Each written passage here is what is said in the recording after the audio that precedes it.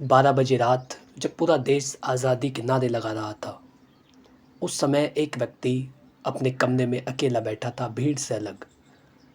ना कोई जश्न, ना हाथ में कोई तिरंगा, बल्कि हाथ में एक कागज़ और कलम और करोड़ों लोगों का दर्द। वो इंसान थे बाबा साहब डॉक्टर भीमराव अम्बेडकर। वो उन लोगों के विषय में सोच रहे थे जिनकी आंखों को सपने तक देखने का हक नहीं था, जिन्हें मंदिर में जाने पर मंदिर अपवित्र हो जाता था, जिन्हें पानी नहीं भरने दिया जाता था। उन लोगों के विषय में बाबा साहब सोच रहे थे और वो जान चुके थे कि असली आज़ादी अब शुरू होने वाली है, कलम से क्रांति की ओर।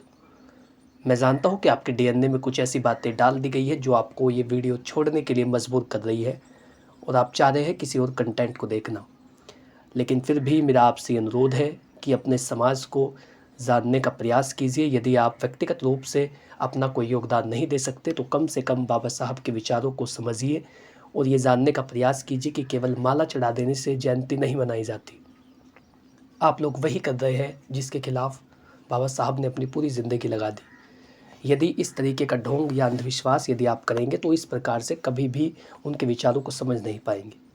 भीमसूत्र के माध्यम से आपको बाबा साहब के असली विचारों के बारे में बताया जाएगा और वो बातें बताई जाएंगी जो इतिहास के पन्नों में दबा दी गई और हमारे लोगों को ये सिखा दिया गया कि जयंती केवल माला चढ़ा देने से या फिर तेज़ आवाज़ में डीजे बनाए जाने से मनाई जाती है। तेज़ आवाज़ में डीजे बजा देने से न केवल आप शोर करते हैं बल्कि असली विचारों को दबा देते हैं। आज की शुरू में आपको बताने वाला हूँ कि संविधान बनाते समय, संविधान बनाने से पहले बाबा साहब के मन में क्या चल रहा था, उनके दिलो दिमाग में कौन सी बातें थी जो संविधान में लिख दी गई और आपके लिए क्या योगदान दिया गया।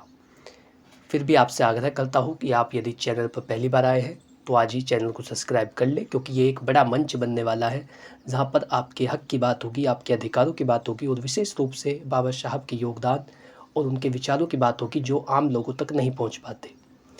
दोस्तों, उनके दिमाग में वे सोच रहे थे, क्या ये संविधान सिर्फ कानून की किताब होगा या फिर करोड़ों दबो कुचलों के लिए इंसाफ की पहली उम्मीद। जब तक संविधान नहीं बनाता तब तक देश उसी हिसाब से चलता था, या तो अंग्रेजों के द्वारा बनाए गए कानून या फिर जो अन्य धर्म के कानून थे वही लागू होते थे। वर्ण व्यवस्था के आधार पर समाज का जो विभाजन था वो किया गया था, या फिर हमको बहुत ही नीचा समझा जाता था और ना तो पानी पीने का हक था, ना हमारी आंखों को सपने देखने का हक था, ना सड़कों पर चलने का हक था। इस प्रकार से यानी पूरा शोषण किया जाता था। तो बाबा साहब इसे बनाने से पहले ये सोच रहे थे कि क्या केवल ये किताब होगी या फिर उन दबे कुचलों के लिए इंसाफ की पहली उम्मीद होगी। जैसा कि बाद में ये साबित हुआ, अब हम बहुत ही बेहतर है पहले के मुकाबले। हर पन्ना लिखते वक्त उन्हें वो आंखें याद आती थी जिन्हें समाज ने देखने तक का हक नहीं दिया। बाबा साहब जब संविधान लिख रहे थे तो उस समय इस बात पर पूरा विचार किया जा रहा था कि उन आंखों के सपनों के बारे में भी बात की जाए जिन्हें सपने देखने का हक नहीं दिया गया। हर एक पन्ना लिखते समय, हर एक शब्द लिखते समय उन्हें उन्हीं की याद आती थी। वैसे तो देश की जो समस्त व्यवस्था है वो भी संविधान के तहत चलती है।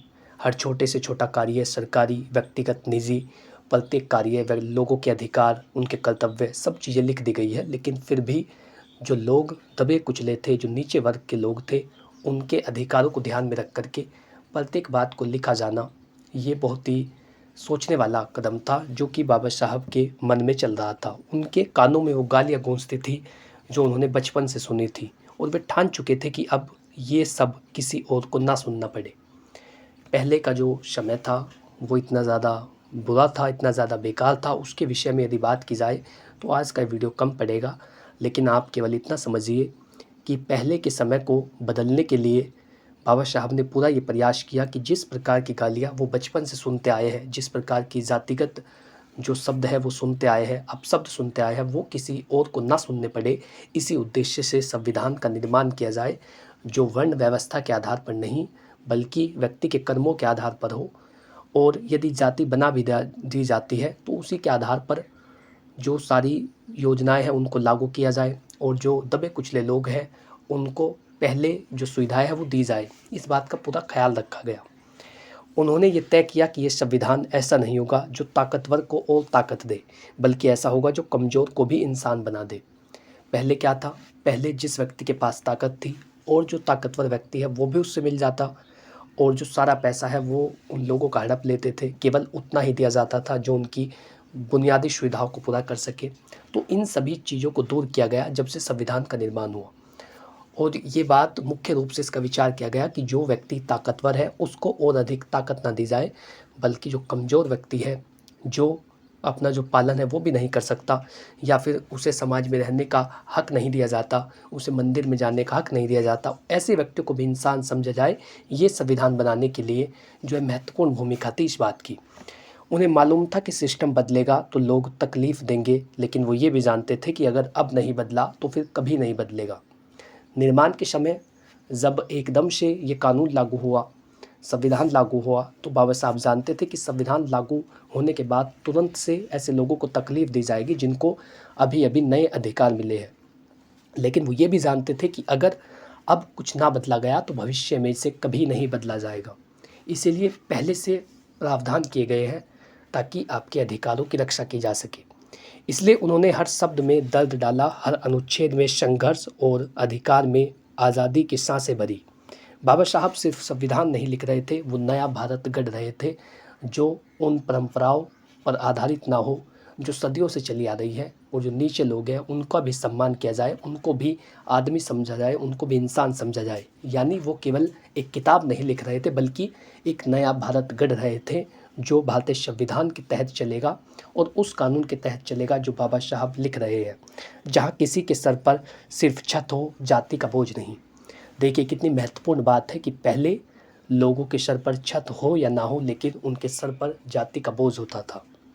यानी उन्हें केवल इसलिए दबा दिया जाता था कि वो निम्न वर्ग से है, वो ऐसी जाति से है जिनको समाज में उचित स्थान प्राप्त नहीं है। तो इस कारण से चाहे वो कितना ही कौशल वाला व्यक्ति हो, कितनी ही उसमें क्षमता हो, लेकिन फिर भी उसको नीचा समझा जाता था। तो ऐसा प्रावधान किया गया कि जहाँ किसी के सर पर सिर्फ छत हो, जाति का बोझ नहीं। संविधान निर्माण के समय अब आपके सर पर छत है लेकिन जाति का बोझ नहीं है, ये सबसे महत्वपूर्ण बात है। उन्होंने सोचा अगर मेरे लोग कभी संविधान को पढ़े तो उन्हें अपने सपने इसमें दिखे, ना कि सिर्फ धाराएं और सेक्शन।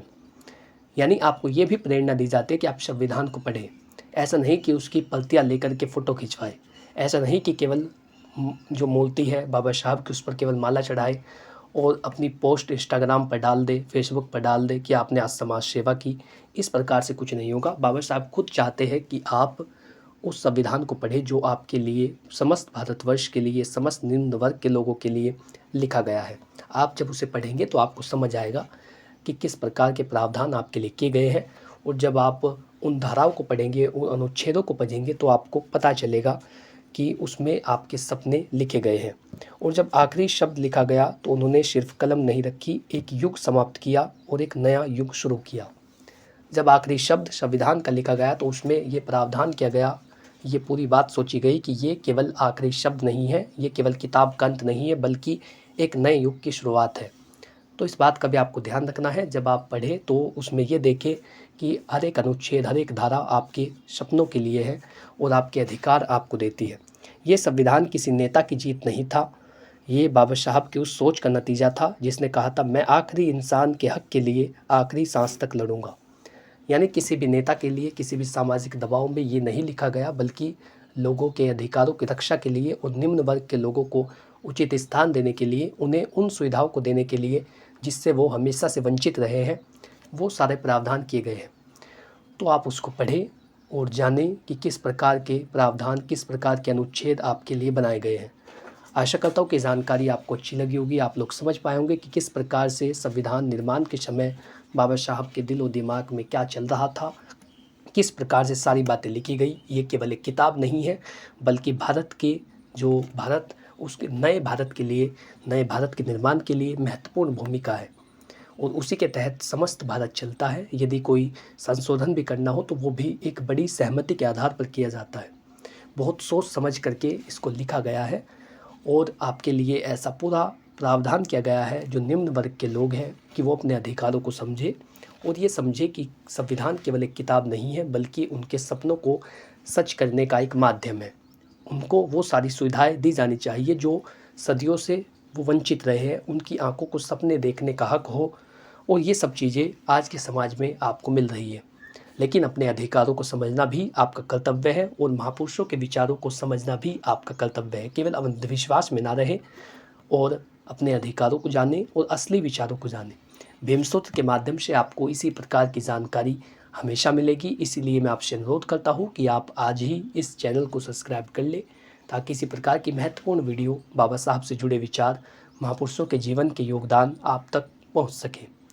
यदि जानकारी आपको अच्छी लगी है तो वीडियो को लाइक करें और चैनल को सब्सक्राइब कर ले। यदि आपका इससे संबंधित कोई सवाल हो, आप कुछ पूछना चाहते हैं या आप कोई सुझाव देना चाहते हैं या आप मुझे कुछ बताना चाहते हैं, तो वो सब आप कमेंट बॉक्स में लिख करके बता सकते हैं। प्रत्येक सवाल, आपके प्रत्येक सुझाव का सम्मान किया जाएगा। यदि आप चाहते हैं किसी अन्य विषय पर वीडियो बनाई जाए तो उसका भी पूरा ख्याल रखा जाएगा। Thank you for watching this video. अपना कीमती समय देने के लिए धन्यवाद।